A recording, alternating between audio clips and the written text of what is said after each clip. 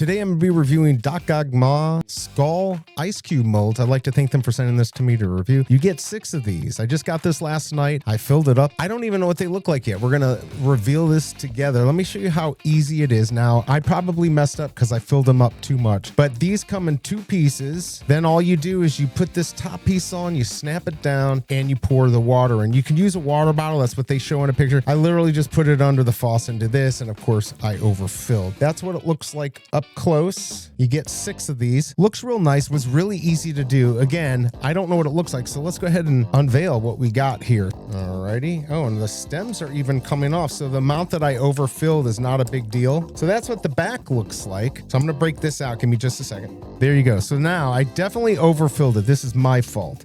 That's what it looks like. Some of the reviews say that these are smaller. I don't know. That looks pretty good. I'd say if you didn't overfill it like me, you'll do much better. I'm going to put it in a glass so we can see what it looks like here.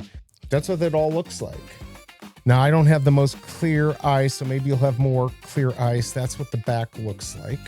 And I think if I had done it right without all that extra water, they would have been more perfect. But these actually break off pretty easily. Anyways, this is what it looks like in a glass. These get 4.2 stars. I think just because some people thought they were too small. I think they look actually really good. 164 reviews, and last month 1,000 plus of these were bought. I hope this review helps, and I'll see you next time.